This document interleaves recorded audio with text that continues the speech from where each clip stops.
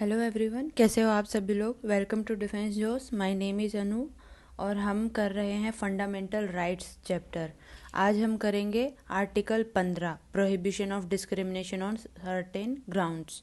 ठीक है, लेकिन अगर उससे पहले आपने चैनल को सब्सक्राइब नहीं किया है तो सब्सक्राइब करना ना भूलें and press the bell icon. चलिए स्टार्ट करते हैं। देखिए, कल हमने किया था article 14 equality before law and equal protection of law. ठीक है, आई होप कि वो लेक्चर आपको समझ में आया होगा। और आज हम करेंगे article 15 prohibition of discrimination on certain grounds. ठीक है, तो देखिए आर्टिकल 15 जो है वो क्या बोलता है। Article 15 provides that the state shall not discriminate against any citizen on grounds only of religion, race, caste, sex और प्लेस ऑफ बर्थ। यहाँ पे दो चीज़ आपको जो है नोटिस करनी है। पहला है स्टेट, यानी कि स्टेट आपके साथ डिस्क्रिमिनेशन नहीं करेगा किसी भी सिटीजन के साथ on the grounds only pay आपको फोकस करना है, on the basis of religion, race, caste, sex और प्लेस ऑफ बर्थ। यानी कि जो स्टेट है आपकी वो डिस्क्रिमिनेट नहीं करेगी किसी भी सिटीजन को on the basis of religion, race, caste, sex और प्लेस ऑफ बर्थ। ओके, तो यहाँ पे दो क्रूशियल वर्ड हैं, एक तो डिस्क्रिमिनेशन और एक है ओनली। ओनली का मतलब है यहाँ पे कि सिर्फ आपको इस बेसिस पे, यानी कि रिलीजन, रेस, कास्ट, सेक्स और प्लेस ऑफ बर्थ के बेसिस पे आपको डिस्क्रिमिनेट नहीं किया जाएगा।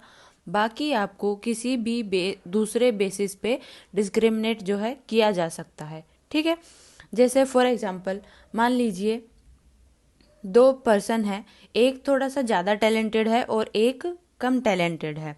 तो जो कम टैलेंटेड वाला है वो ये नहीं बोल सकता है कि आपने जो ज़्यादा टैलेंटेड वाला पर्सन है उसको प्रेफरेंस क्यों दे रहे हो आप। ठीक है, वो ये नहीं बोल सकता है क्योंकि टैलेंट के बेस पे आपके साथ डिस्क्रिमिनेशन हो सकता है। ठीक है, लेकिन अगर वहीं पे एक इंसान हिंदू है और एक मुस्लिम है, अगर मान लीजिए मुस्लिम वाले को जॉब मिल जाती है और हिंदू वाले को नहीं मिलती है, तो वो इंसान ये पूछ सकता है कि आपने इसको चांस क्यों दिया और मेरे को चांस जो है क्यों नहीं दिया है। ठीक है, अगर आपको प्रेफरेंस देनी ही है तो आप टैलेंट के बेस पे दीजिए, है ना। आप ऐसे ही क्यों हिंदू मुस्लिम आप रिलीजन के बेस पे क्यों दे रहे हो। तो वहाँ पे आपके साथ जो है डिस्क्रिमिनेट आपको नहीं किया जा सकता है और इस बेस पे वो आपके साथ केस, आपके ऊपर केस कर सकता है। ठीक है, तो जो दो चीज़ें ध्यान देने की है वो है, एक तो डिस्क्रिमिनेशन है, एक ओनली है, और थर्ड इज स्टेट के सिर्फ यहाँ पे स्टेट का मेंशन है कि स्टेट आपके साथ जो है डिस्क्रिमिनेशन नहीं कर सकती है। ठीक है, उसके बाद सेकंड इसका प्रोविजन जो है वो बोलता है कि no citizen shall be subjected to any disability, liability, restriction और condition on grounds only of religion, race, caste, sex और प्लेस ऑफ बर्थ। ठीक है, यानी कि किसी भी सिटीजन के साथ में जो आपका कोई भी, अगर आप डिसेबल है, कोई लायबिलिटी है या कोई restriction on the ground of the basis of religion, race, caste, sex, place of birth with regard to. देखिए, अब आप बोलेंगे कि जो हमने पहला जो क्लोज पढ़ा है, इसका जो पहला प्रोविजन पढ़ा है कि स्टेट आपके साथ डिस्क्रिमिनेशन नहीं कर सकती है, तो वो तो पहले से ही दिया हुआ है, तो फिर दूसरे वाले क्लोज को हमने क्यों घुसेड़ दिया है इसके अंदर, वो क्यों लेकर आए हैं। तो देखो, पहले वाले क्लोज में जो एप्लीकेबिलिटी है वो है स्टेट के ऊपर। ठीक है, जो एप्लीकेबिलिटी है वो है स्टेट के ऊपर, और दूसरे के अंदर जो है स्टेट के ऊपर भी है और दूसरा प्राइवेट इंडिविजुअल के ऊपर भी है। ठीक है, इसलिए जो है दूसरा जो प्रोविजन है वो लेकर आए। फॉर एग्जाम्पल देखिए, ये बोलता है ए के अंदर कि access to shops, public restaurants, hotels and place of public entertainment. यानी कि अगर आप किसी भी शॉप में जाते हो, रेस्टोरेंट में जाते हो या होटल्स में जाते हो या प्लेस ऑफ पब्लिक एंटरटेनमेंट, यानी कि किसी मॉल में चले गए मूवी देखने के लिए या गेम खेलने के लिए चले गए मॉल्स के अंदर, तो इस तरीके से आपके साथ इन जगहों पर भी कोई भी डिस्क्रिमिनेशन नहीं होगा on the basis of religion, race, caste, sex और प्लेस ऑफ बर्थ पे। ठीक है। तो फॉर एग्जांपल देखिए, अगर आप किसी शॉप पे जाते हैं और आपको जो ऑनर है, शॉप ऑनर है, वो आपको एंट्री नहीं देता है। वो बोलता है कि जो आपकी कास्ट है और या फिर जो आपका प्लेस ऑफ बर्थ है वो अलग है और हम आपको एंट्री नहीं देंगे। तो वो आपके साथ में ऐसा नहीं कर सकता है, और ना ही जो स्टेट है वो डिस्क्रिमिनेट कर सकती है, और ना ही ऑनर अपनी मर्जी से आपके साथ डिस्क्रिमिनेशन कर सकता है। ठीक है। तो दूसरे पे देख लेते हैं, use of wells, tanks, bathing ghat, road and place of public resort maintained wholly और पार्शली बाय स्टेट फंड्स और dedicated to the use of general public. यानी कि देखिए, अगर कोई भी टैंक है, कोई घाट है, कोई कुआं है, रोड है, या कोई भी प्लेस ऑफ पब्लिक रिसोर्ट के लिए है जो कि स्टेट फंड करती है, या तो पार्टली फंड करती है यानी कि कुछ हिस्सा देती है और आधा हिस्सा स्टेट देती है, आधा कोई और देता है, या फिर पूरा फंडिंग जो है स्टेट करती है, तो वहाँ पर भी आपके साथ डिस्क्रिमिनेशन नहीं किया जा सकता है। ठीक है। तो देखिए, फॉर एग्जाम्पल से समझते हैं कि मान लीजिए कोई टैंक है, या कोई रोड है, या फिर कोई बैदिंग घाट है, ठीक है, या कोई गार्डन है। तो उसमें से उसको जो है कुछ पैसे लेके गवर्नमेंट से बनाया गया है, और या फिर पूरे पैसे लेके स्टेट से तब बनाया गया है। तो उनमें भी आप किसी के अगेंस्ट कोई डिस्क्रिमिनेशन जो है नहीं होगा on the basis of religion, race, caste, sex और प्लेस ऑफ बर्थ। ठीक है। लेकिन अगर कोई कॉलोनी है, मान लो कोई माइनॉरिटी कॉलोनी है, पारसी है, सिख है, या क्रिश्चियन है, कोई भी कॉलोनी है, और उसके अंदर एक कुआं है, और उस कॉलोनी के अंदर जो है किसी को भी एंट्री नहीं, जो है एंट्री को रिस्ट्रिक्ट किया हुआ है कि यहाँ पर कोई भी ऐसे ही एंट्री करके नहीं आ सकता है। तो अगर आप वहाँ पे अगर आप जाके बोलोगे कि नहीं भाई, मेरे को यहाँ पे एंट्री दो और यहाँ से मेरे को पानी चाहिए क्योंकि यहाँ पे कुआं है, तो वहाँ पे आपकी जो एंट्री है उसको रेस्ट्रिक्ट किया जा सकता है। क्यों? क्योंकि हो सकता है वो कम्युनिटी ओन जो है वेल हो, जिसको उन्होंने खुद बनवाया हो, ना कि स्टेट से पैसे लेके बनवाया हो। ठीक है। तो इसीलिए जो कम्युनिटी ओन चीज़ें होती हैं, जो खुद प्राइवेट ऑन द बेसिस हमने खुद बनाई होती हैं, वहाँ पे आप एंट्री को रेस्ट्रिक्ट कर सकते हो। ठीक है। फिर बोलते हैं कि जो ये प्रोविजन है, prohibit discrimination both by state and private individuals. यानी कि जो हमारा सेकंड प्रोविजन जो मैंने आपको अभी बताया है, वो आपका जो डिस्क्रिमिनेशन है स्टेट और प्राइवेट इंडिविजुअल दोनों को ही आपको प्रोहिबिट करता है आपके साथ डिस्क्रिमिनेशन होने से। लेकिन जो पहले वाला है उसके लिए ओनली स्टेट एप्लीकेबल है, वहाँ पे सिर्फ स्टेट से आपको डिस्क्रिमिनेशन होने से बचाया जा सकता है। ठीक है। देखिए, फिर आते हैं कि एक्सेप्शंस क्या क्या हैं जो हमें डिस्क्रिमिनेशन जो है जिसमें हमारे साथ डिस्क्रिमिनेशन हो सकता है। ठीक है। तो कुछ रीजनेबल रेस्ट्रिक्शंस जो है वो लगी होती हैं, तो वो देख लेते हैं कि क्या बोलता है। देखिए, बोलता है कि state is permitted to make any special provision for women and children, for example reservation of seats for women in local bodies और provision of free education for children. ठीक है। तो देखिए, ये जो स्टेट जो है यहाँ पे किसी भी माइनॉरिटी को लेके, यानी कि वुमेन और बच्चों को लेके स्पेशल प्रोविज़न जो है बना सकती है। जैसे कि हमारा लोकल पंचायत के अंदर रिजर्वेशन ऑफ सीट है, पार्लियामेंट के अंदर सीट्स जो है वुमेन के लिए रिजर्व है, बच्चों के लिए जो एजुकेशन है वो फ्री कर दी गई है। ठीक है। तो इस तरीके से जो स्टेट है वो वुमेन्स ग्रोथ के लिए, बच्चों के ग्रोथ के लिए और उनको हार्मफुल कुछ चीज़ों से बचाने के लिए उनके लिए कुछ स्पेशल प्रोविज़न जो है, उनके लिए कुछ बेनिफिट जो है वो परमिट कर सकती है। ठीक है। सेकंड है, state is permitted to make any special provision for the advancement of any socially and educationally backward classes of citizen और the schedule caste and schedule tribes. ठीक है। देखिए, ये जो क्लॉज है वो कब आया? वो आया है फर्स्ट कॉन्स्टिट्यूशनल अमेंडमेंट एक्ट 1951 के थ्रू जो है इस क्लोज को लेके आया गया। ठीक है, तो देखिए हुआ क्या था कि स्टेट और सेंट्रल गवर्नमेंट जो थी वो क्या कर रही थी कि सोशली और एजुकेशनली जो बैकवर्ड क्लास थी वहाँ की उनके जो उस क्लासेस के जो लोग थे उनके लिए स्पेशल अरेंजमेंट कर रही थी ताकि उनका डेवलपमेंट हो सके, उनकी ग्रोथ हो सके। ठीक है, तो यहाँ पे कुछ लोगों ने क्या किया कि कोर्ट के अंदर केस फाइल कर दिया और बोला कि देखिए हमारा आर्टिकल 29 के जो राइट्स हैं वो वो जो गवर्नमेंट है वायलेट कर रही है। ठीक है, आर्टिकल 29 के अंदर लिखा हुआ है कि आप किसी को भी एजुकेशनल इंस्टीट्यूशंस के अंदर आप जो है रेस के कास्ट के रिगार्ड आप डिस्क्रिमिनेट नहीं कर सकते हैं।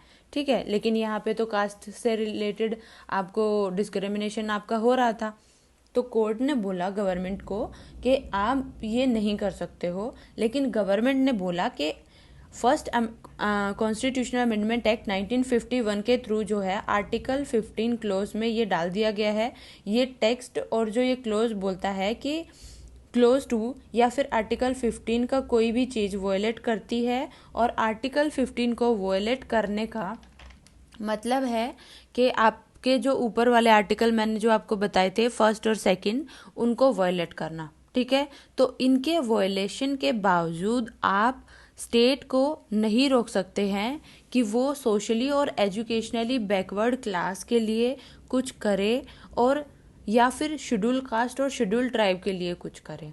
तो वो रिजर्वेशन जो है उनके लिए कर सकते हैं, उनको स्पेशल प्रिविलेज दे सकते हैं, उनके डेवलपमेंट के बेसिस पे उनका जो है सोसाइटी में प्रेजेंटेशन जो है वो इक्वल हो, इस बेसिस पे जो है स्टेट काम कर सकती है। ठीक है, इतना समझ में आया आपको?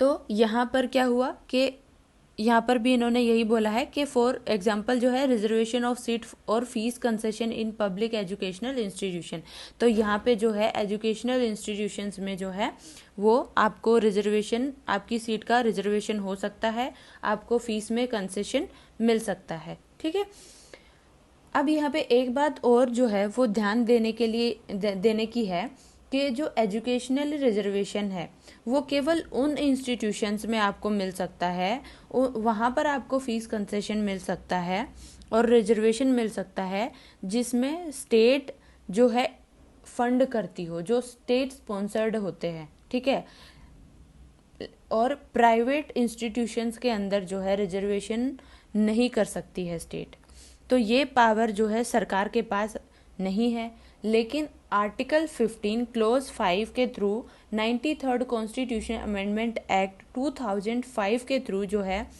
क्लोज 5 लेकर आया गया, जिसमें किसी भी एजुकेशनल इंस्टीट्यूट पे रिजर्वेशन लागू किया जा सकता है। यानी कि स्टेट के पास अभी भी ये पावर है कि अगर वो प्राइवेट इंस्टीट्यूशन में किसी भी, यानी कि प्राइवेट हो या आपका पब्लिक हो, स्टेट स्पॉन्सर्ड हो, उसमें आपके लिए रिजर्वेशन लागू किया जा सकता है। ठीक है, next is state is empowered to make any special provision for the advancement of any socially और educationally backward class of citizen, schedule caste और schedule tribe regard their admission to educational institution including private institutions. ठीक है, ये आपको मैंने अभी बताया कि ये क्लोज 5 के अंदर आपका ऐड किया गया 93rd कॉन्स्टिट्यूशनल अमेंडमेंट एक्ट 2005 में, एक्सेप्ट माइनॉरिटी एजुकेशनल इंस्टीट्यूशन। बस जो आपको माइनॉरिटी का एजुकेशनल इंस्टीट्यूशन होता है उसको छोड़ के बाकी आप किसी भी इंस्टीट्यूशन में आप अपना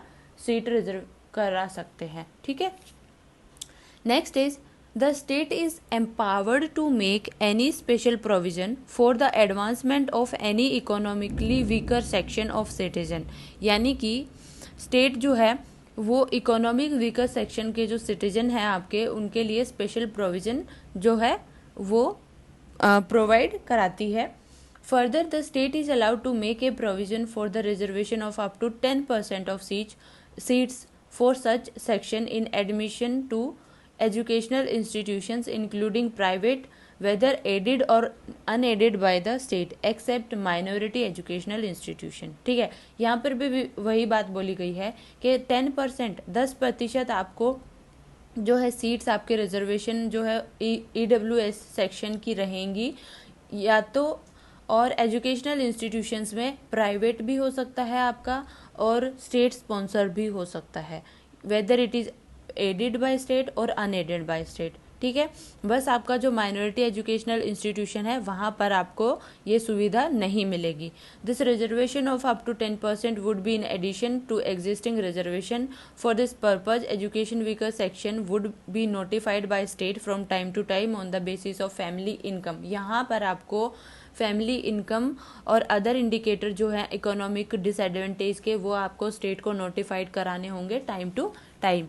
ओके, फिर ये क्या बोलता है, reservation for OBC in educational institutions. देखिए 93rd कॉन्स्टिट्यूशन अमेंडमेंट एक्ट 2005 में जो है ओबीसी के लिए एक एक्ट आया, सेंट्रल एजुकेशनल इंस्टीट्यूशन एक्ट 2006, जिसके अंदर जो अदर बैकवर्ड क्लासेस हैं उनको 27% कोटा, 27% कोटा देने की बात की गई थी। ठीक है, in all central high educational institutions, जैसे कि आईआईटी में, आईआईएम में। ठीक है, तो 2008 में सुप्रीम कोर्ट ने बोला कि ठीक है, आप अमेंडमेंट जो आपका एक्ट है और जो आपका ओबीसी कोटा एक्ट है वो दोनों जो हैं आपके वैलिड मान लिए जाते हैं, लेकिन आपको उसमें से जो ओबीसी है, अदर बैकवर्ड क्लास हैं, उसमें से आपको क्रीमी लेयर को जो है अलग करना होगा।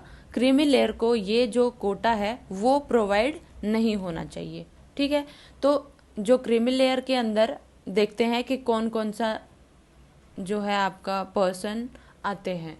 ठीक है, देखिए पहला, अगर मान लो आप प्रेसिडेंट हो, वाइस प्रेसिडेंट हो, सुप्रीम कोर्ट, हाई कोर्ट के जज हो, chairman and member of the UPSC हो, या स्टेट पब्लिक सर्विस कमीशन के हो, या फिर सेंट्रल इलेक्शन कमीशन के अंदर आप काम कर रहे हैं, या कैग के अंदर आप काम कर रहे हैं, तो इस पोजीशन में अगर आप ये पोजीशन होल्ड कर रहे हैं तो आपको कोटा नहीं मिलेगा। फिर आता है, अगर आप group A, class 1, group B के अंदर अगर आप काम कर रहे हो, ऑल इंडिया पे स्टेट, सेंटर या स्टेट सर्विसेज में आप काम कर रहे हो, ठीक है, आप किसी पब्लिक सेक्टर यूनिट में यानी कि गेल में या ओएनजीसी में आप काम कर रहे हो, बैंक, इंश्योरेंस ऑर्गेनाइजेशन या किसी अच्छी यूनिवर्सिटी में आप काम कर रहे हो, या फिर आप प्राइवेट एम्प्लॉयमेंट में अगर आप हो और आपकी पोजीशन जो है वो अच्छी आपने होल्ड करी हुई है प्राइवेट इंस्टीट्यूट में, तो भी आपको कोटा नहीं मिलेगा। ठीक है, फिर नेक्स्ट आता है कि अगर आप कर्नल की किसी रैंक पे हो, या आर्मी में हो, नेवी, एयरफोर्स या पैरामिलिट्री फोर्सेस में आप इक्विवेलेंट अगर आपने पोस्ट होल्ड करी हुई है तो भी आपको बेनिफिट नहीं मिलेगा। आप डॉक्टर हैं, लॉयर है, इंजीनियर है, आर्टिस्ट हैं, ऑथर है, कंसल्टेंट हैं, अगर आप कोई पर्सनल इंगेज्ड हैं किसी ट्रेड एक्टिविटी में, आप कोई बिजनेस कर रहे हैं या किसी इंडस्ट्री में, तो आपको कोटा नहीं मिलेगा। फिर है people holding agriculture land above a certain limit, यानी कि कोई एक जो आपकी लिमिट दी हुई होती है किसी भी कोटा को होल्ड करने के लिए, अगर आपकी लैंड जो है एग्रीकल्चरल लैंड वो अबव है उस लिमिट से, और आपके पास वेकेंट लैंड है, या फिर आप किसी अर्बन एरिया में आपके पास बिल्डिंग है, तब आपको कोटा नहीं मिलेगा। उसके बाद अगर आपका एनुअल ग्रॉस इनकम जो है वो 8 लाख से ज़्यादा है तो आपको कोटा जो है नहीं मिलेगा। ठीक है, देखिए टाइम टाइम पे ये जो लिमिट है आपकी जो एनुअल इनकम है उसको धीरे धीरे सेंट्रल गवर्नमेंट जो है उसको बढ़ाती रही है। जैसे 2004 में 2.5 लाख थी, 2008 में 4.5 लाख थी, 13 में 2013 में 6 लाख थी, और 2017 में इसको बढ़ा करके जो है 8 लाख कर दिया गया था। ठीक है, फिर आते हैं reservation for economic weaker section in educational institutions. ठीक है, तो जो EWS का जो रिजर्वेशन है वो 103 यानी कि 103 अमेंडमेंट एक्ट 2019 के थ्रू इसको ऐड किया गया है, जिसमें 10% रिजर्वेशन जो है इकोनॉमिक वीकर सेक्शन को मिलेगा in admission to educational institutions. ठीक है, और जो EWS का जो बेनिफिट है वो कवर्ड नहीं होगा। अगर आप कवर नहीं हो SC ST और OBC किसी भी रिजर्वेशन में, तब आपको EWS का जो है बेनिफिट मिलेगा। ठीक है, तो इसके लिए कुछ कुछ क्राइटेरिया है आपका, वो क्राइटेरिया देख लेते हैं कि जिसकी फैमिली का जो एनुअल इनकम है वो 8 लाख से कम है, ठीक है, उसको बेनिफिट मिलेगा। और फैमिली का मतलब यहाँ पे क्या है कि आपके फादर, मदर और आपका जो सिबलिंग है वो 18 ईयर से कम होना चाहिए, ठीक है। अगर 18 ईयर से अबव है तो आप उसकी इनकम को काउंट नहीं करेंगे, ओके। सेकंड है person whose family owns possess any one of the following asset to are to be excluded from being identified as EWS, यानी कि अगर आपका एग्रीकल्चरल लैंड 5 एकड़ है या उससे ज़्यादा है, रेजिडेंशियल फ्लैट आपका 1000 स्क्वायर फीट और उससे ज़्यादा है तो आपको नहीं मिलेगा। रिजर्वेशन प्लॉट जो है वो 100 स्क्वायर यार्ड का है नोटिफाइड म्यूनिसिपैलिटी के अंदर, या तो 100 स्क्वायर यार्ड का है या उससे ज़्यादा है तो भी आपको EWS का बेनिफिट नहीं मिलेगा।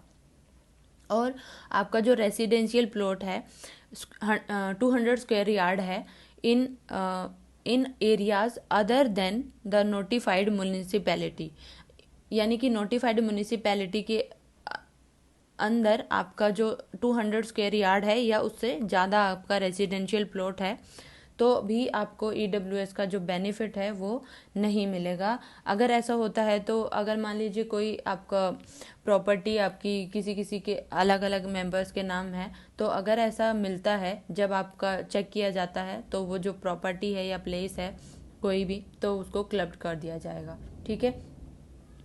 तो ये सारी चीज़ें और ये सारा क्राइटेरिया था। ये आपका आर्टिकल 15 था कि आपका जो डिस्क्रिमिनेशन है वो किस किस बेसिस पे नहीं होगा। तो ये हमारा जो आर्टिकल 15 हमारा आज का जो टॉपिक है वो कंप्लीट हो गया है, ठीक है। आई होप कि आपको ये जो लेक्चर है वो समझ में आ रहा होगा। इसीलिए मैं आपको धीरे धीरे एक एक जो आर्टिकल है वो अच्छे से डिटेल में समझाने की कोशिश कर रही हूँ। तो अगर आपको कुछ क्वेरी है या कुछ भी क्वेश्चन या टॉपिक समझ में नहीं आ रहा है वो आप मुझे कमेंट बॉक्स में ज़रूर बता दीजिएगा, ठीक है। तो thank you so much. I hope आपको लेक्चर पसंद आया होगा। वीडियो को लाइक करें, शेयर करें और कमेंट करना ना भूलें। Thank you so much.